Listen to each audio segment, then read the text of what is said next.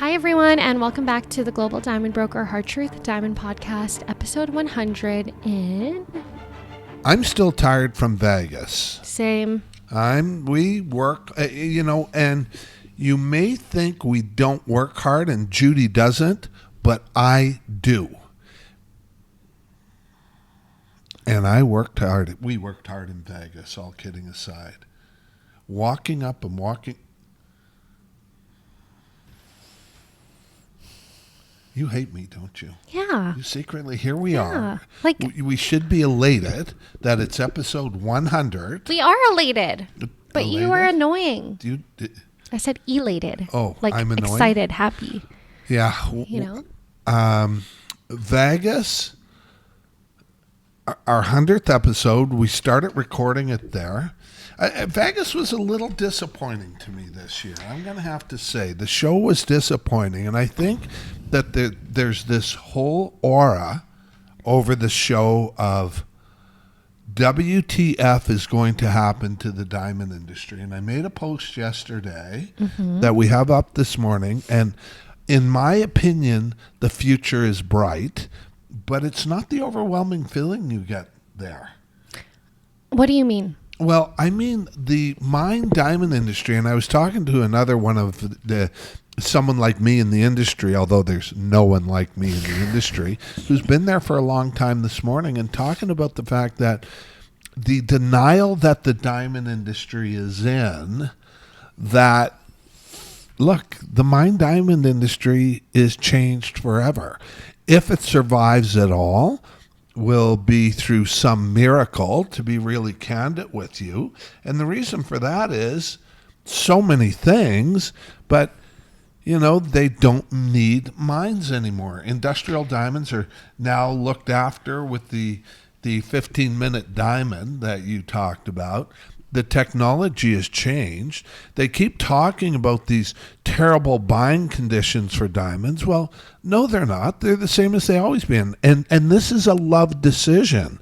The engagement ring marketplace, which if you put every piece of jewelry together, is 85% of the diamond industry. I mean, it's crazy to think that people aren't going to stop falling in love and get engagement rings. There's no more COVID. They don't have that as an excuse. So they keep talking about the global economy somehow. And am I missing something? Is it really that? Well, no, it's not. Because the laboratory grown diamond industry is growing at such an unbelievable rate that it's literally unbelievable.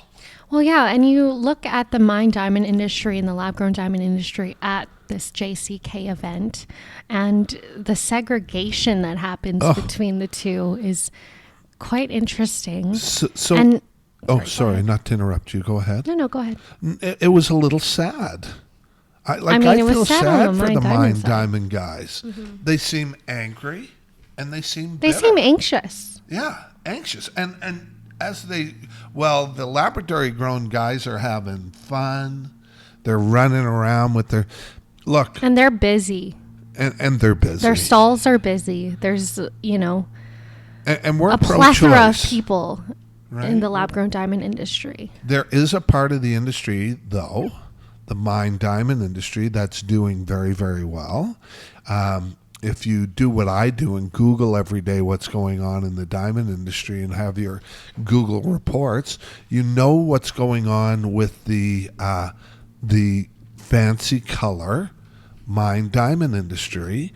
Not at all levels, not in that $10,000 to $20,000, $5,000. But a certain diamond category of fancy colored diamonds. In these bigger, rarer, fancy colored mine natural diamonds, the marketplace is very, very robust. And, I always said, and I was thinking about this morning, I always said that true, natural, fancy colored diamonds are not like natural white diamonds. They're completely different. They're not graded the same. They're not valued the same.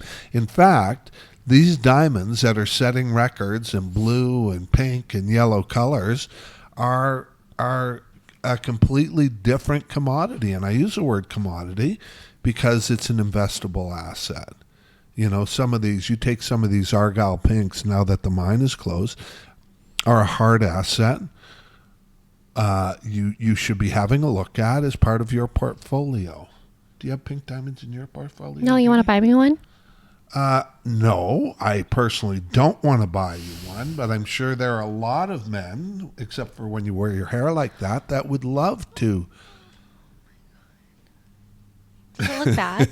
What? Does it look bad? No, it doesn't look bad. You're a beautiful woman, no matter what. I noticed you didn't wear makeup today. I did. Oh, you did? Oh my God. Oh, sorry. I can't tell the difference. What's the opposite of glow? You know, I was going to say post Vegas, but not glow. I feel a little bit of a letdown since we got back. I honestly do. I've been going to that show for 40 years. And understand, this is one of the biggest shows in the world.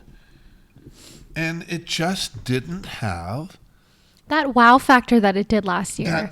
Last year for me, it was so exhausting, but it was the coolest thing to ever attend. And I mean, this year was still fun. We still met lots of people. There were still buckets and buckets of diamonds. Places, True. Yeah. But I know what you mean. It didn't seem as busy. It wasn't as busy, that's for sure. And it was gloomy. I felt it was gloomy. Mm-hmm. And I'm not a gloomy guy. I just felt like, you're not? That a lot of it, the uncertainty in the natural diamond industry, and really, for example, and one of the things that I talked about and I kept warning everybody about is everybody wants to talk about how, they're going to make more lab-grown diamonds and the prices are going to fall out the bottom. Well, there's a group now, which is exactly what I said, who are stepping in to control the price, because there's no Lex Luthor in the industry. No one's out trying to sabotage the industry, but they're going to put in a system for pricing which will give it a stable structure. Are you referring to like the Rappaport diamond pricing for mine diamonds? For mine diamonds, mm-hmm. Exactly. Or the controls that are in place. Mm-hmm. Like you're going to see companies mimic the De Beers way of taking over. Which did extremely well, by the way. It's a multi-billion-dollar company, although they can't sell its ass to because it's all natural diamonds. What was that article? I'm sure you read it. It was something about De Beers no longer selling synthetic or lab-created diamonds for jewelry. De Beers calls them lab-created diamonds. It's Martin Rappaport and his it was actually a Rappaport news report. De Beers I did read that. De Beers to stop producing lab-grown diamonds for jewelry. Well, but here again, it's a little bit misrepresentation of mm-hmm. the facts.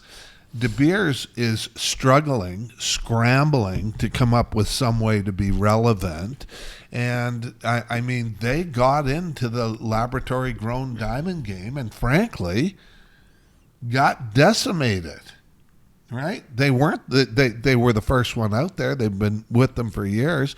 But there's a lot of upstart younger companies who know what they're doing in terms of the production who kind of beat their pants off. And also know that beauty is the true currency.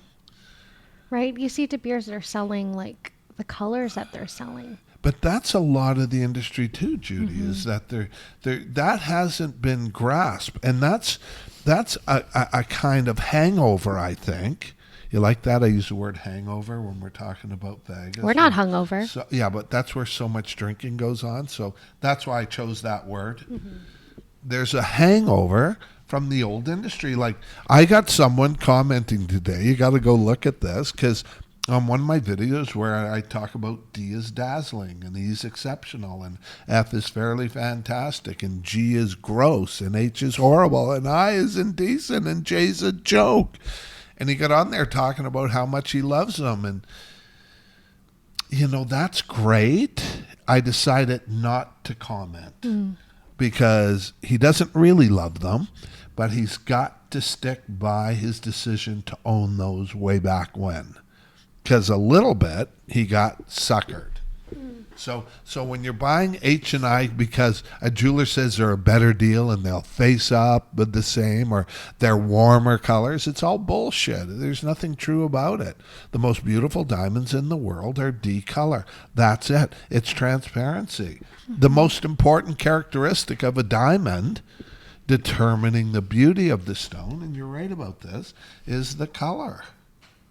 I mean, you see all these beautiful diamonds that catch millions at auctions. None of them are anything below a D color. That's right. Sotheby's, Christie's, this sort of thing. So it was interesting. We did try to record our podcast, our 100th podcast. Like, this is our 100th time sitting together to do this. Right? Like, it's Why a big was that deal. so aggressive? I'm sitting right Well, next to after you. 100 times of doing anything with you, I'm sure most men would be I'm aggressive. Let's see. Are there any things that a man would do with you 100? Just kidding. Oh my God. I'm not going there, okay? Colin got recognized so many times, like more than I can even count on my two hands. And then there was me, and then they'd be like, oh yeah, nice to meet you too. Yeah, I don't understand why you were not. Maybe it's because. No, I can't say that here. Just say it. No, I'm not saying it. Because there's so many women that look like you? Is that what you mean? Not at the JCK show. Not at the JCK, but the gym Equinox here in Vancouver, Okay. we both attend there. I have to look twice all the time to make sure. And it's not really the face, it's the outfits. You all wear the same thing. It's the black tops, black bottoms, white sneakers with a little bit of color. Color. And you stand around just looking hot all the time. But yeah, so Colin was recognized. Everyone kept coming up to him. Oh my and God, getting their pictures with me. I love your videos. What you guys are doing are awesome. Yeah. Blah, No, blah, blah. not what you guys are doing. What you are doing. You would be nowhere without me. It's absolutely Okay. true. I would be nowhere without you. I don't want to be famous though. Or on the other side of the coin, maybe if it wasn't you and I had a partner like a movie star. I'm interviewing movie stars starting this week. That hurts my feelings, Colin. Because I know, and I know Wait, it's not true. you have feelings? Yes, I have feelings. Really? I have feelings. Which ones? Should we get them out here on the table? Like, My other personality has a feeling. oh, not this one. Not this one. I know you have multiple personalities, so that's easy. I Anyways. gotta watch what I say. That's my son Dylan. Should you be? Hang on. Okay. I'm not gonna take it. I'm committed to the pod. The pod? I'm pod committed. Okay. Like we're getting there. So anyway, so Judy's right. I mean, it was a really different experience for us this year. Although we did things kind of the same. We stayed in the same hotel. We ate the same food. We ate the same place. Well, all except for that Italian place that we went, which was amazing. Do you remember what it was called? No. It was amazing. But yeah, the industry, that's what I felt is this overwhelming. And I think you used the word anxiety in the industry because people don't know. But I can tell you this, the future is bright. Lab grown are going to have their place and they're having it. And they're not doing it by being nice about it. They're taking their position, and rightfully so. This is an asset class that honestly has manipulated and misrepresented the facts, like this fact that somehow that white diamond is a good investment.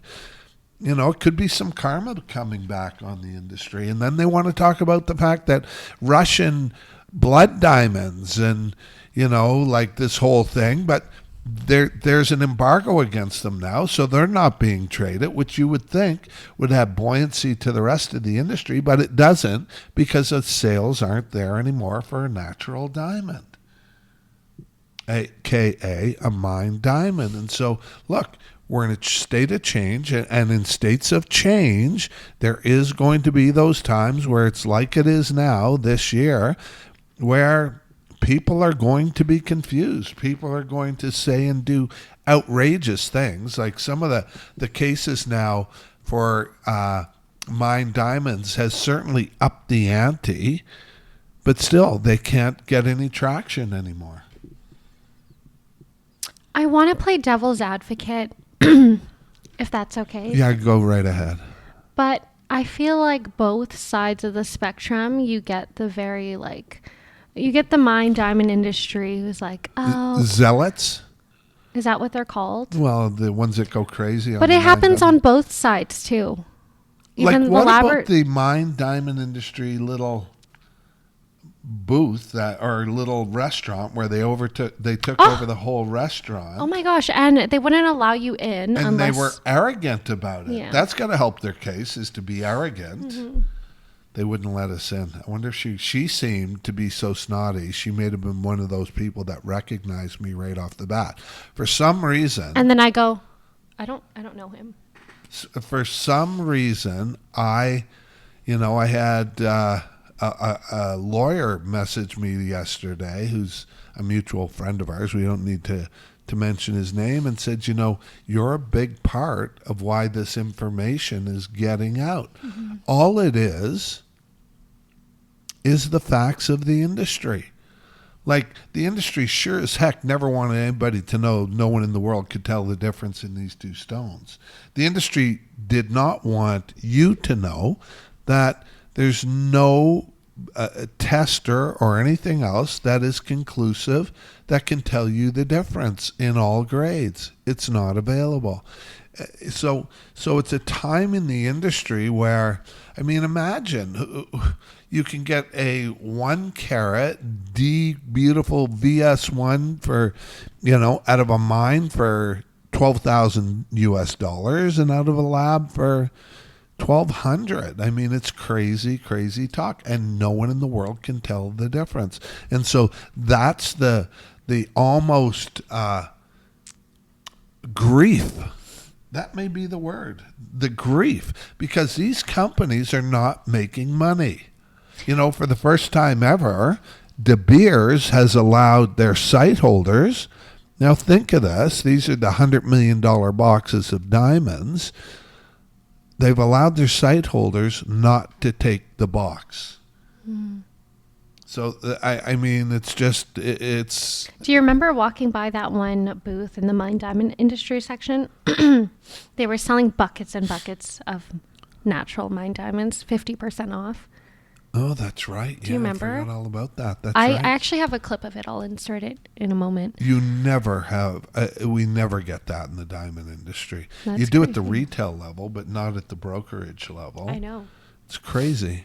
So anyway, that was our Vegas trip. We went to some great restaurants. We had a nice flight over. You can see the story we did today.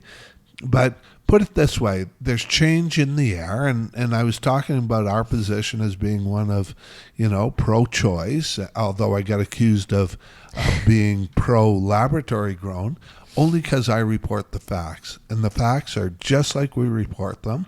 We have an offer. If we ever say anything that isn't accurate or true, you can collect your $5,000 US. No one's done that. And look, the future for the diamond industry is bright. Things are going well. Whether you own a lab-grown diamond or a mine diamond, your mine diamonds are going to be less expensive. Isn't that something that would be important to you? Ditto. Anyway, huh? I said ditto. I think that's it. I think we've talked about enough. We thank you for all your support over the last 100 episodes. It's been exciting and educational for us because we have to do our homework. Expect positive things in the future, but expect it to be predicated upon facts, not fiction. Mm-hmm. Science, not your senses. That's a good one. Do you like that one? It's amazing how I can come up with those so fast. Mm-hmm. Okay, you guys. Well, thank you so much for tuning in. Anything else you want to add? No, just thank you very much. It's been we're grateful. An exciting 100 episodes. I'm looking forward to the next 100.